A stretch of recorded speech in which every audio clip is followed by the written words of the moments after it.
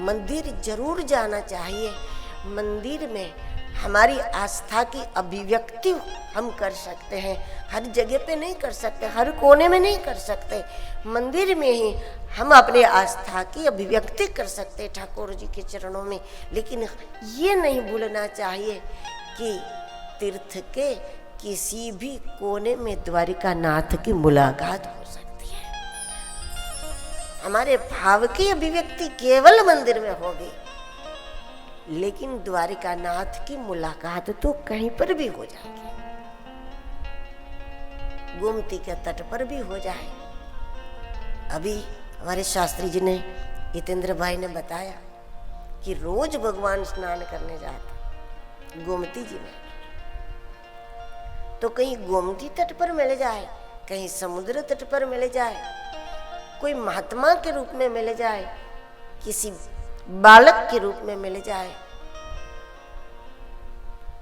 किसी पागल के रूप में मिल जाए, किसी अवधूत के रूप में मिल जाए, किसी विद्वान के रूप में मिल जाए, जैसी हमारी स्थिति होगी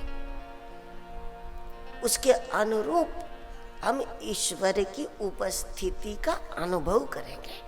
कोई भी व्यक्ति स्थिति के अनुरूप ईश्वर की उपस्थिति का अनुभव करता है तो प्रगट ही नित्य है, इतना ही नहीं प्रगट भी है।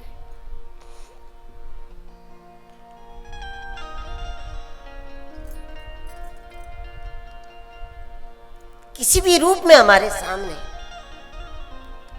परमात्मा का दर्शन हो सकता है, वो प्रकट है। सत्य गर्मी में नहीं रह सकता, सत्य पर्दे में नहीं रह सकता, सत्य गुप्त नहीं रह सकता। व्यवहार में बहुत बार लोग ऐसी बात करते हैं कि जो सत्य होगा वो बाहर आ जाएगा,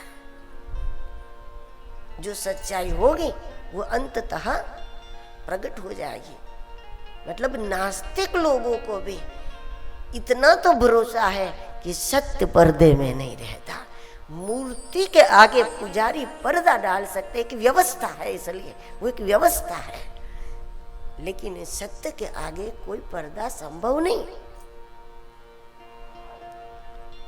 सत्य पर कोई पर्दा नहीं डाल सकता। मंदिर की व्यवस्था पर विशेष व्यक्तियों का अधिकार हो सकता है, क्योंकि ये भी एक व्यवस्था है। हर कोई जाके करने लगे ये तो बात बनेगी नहीं, इसलिए हर किसी को अधिकार नहीं दिया जाएगा। मूर्ति की व्यवस्था, मूर्ति का श्रृंगार, मूर्ति की सेवा, निश्चित लोगों को इसका अधिकार दिया जाता है, लेकिन सत्य तो सबका है, उस पर कोई पर्दा नहीं डाल सकता।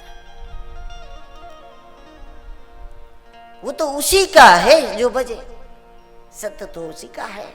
हरि बजे सो हरि को होए, वो तो सबका है।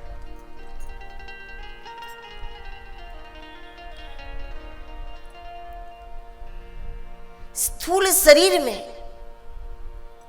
स्थूल नगरी में आकर के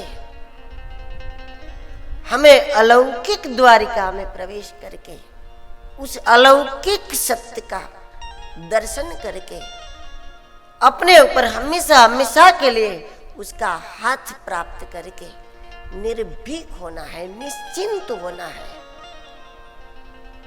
निडर होना है, संतुलित होना है, धीर होना है, वीर होना है। और ये दोनों द्वारिका के बीच का सेतु श्रीमद् भागवत है। दोनों द्वारिका के बीच का सेतु सत्संग है। दोनों ही द्वारिका के बीच का सेतु महापुरुषों की अनुभव वाणी है।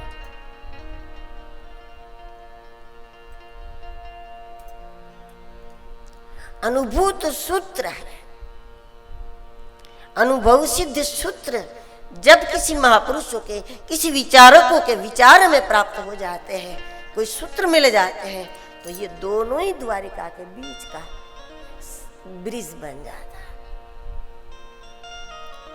जिस ब्रिज पर चलकर कई महापुरुष पहुंच गए। सुदामा जी कैसे पहुंचे होंगे द्वारिका नाथ के चरण तक? उसी ब्रिज से पहुंचे जिस सुदामा के नाम का यहाँ ब्रिज बना है। सुंदर, बहुत सुंदर पुल बना है सुदामा जी के नाम का। ये पुल साबित करता है कि पुल चाहिए, सेतु चाहिए। लौकिक जगत से, लौकिक शरीर में रहने वाला इंसान, उसको जब तक अलौकिक जगत की सुगंध प्राप्त नहीं होगी, अनुभूति प्राप्त नहीं होगी, तब तक उसकी चिंता का अंत ही, राजा बनेगा तो भी नहीं होगा। तब तक पीड़ाओं की समाप्ति नहीं है, तब तक चिंताओं की समाप्ति नहीं है, तब तक दुख की समाप्ति नहीं है। कई बार दुख की हो जाती है, दुखों की नहीं होती समाप्ति। समस्या हल हो जाती है, लेकिन समस्याएं समाप्त नहीं होती। नए नए नए रंग रूप में समस्या बनी रहती है, नए नए रूप में दुख बना रहता है, नए नए रूप में पीड़ा बनी रहती है कि अब वो वाली तो नहीं है पर ये वाली है। अब ये वाली ठीक होगी तब तक कोई तीसरी, वो वाली ठीक होगी तब तक कोई चौथी।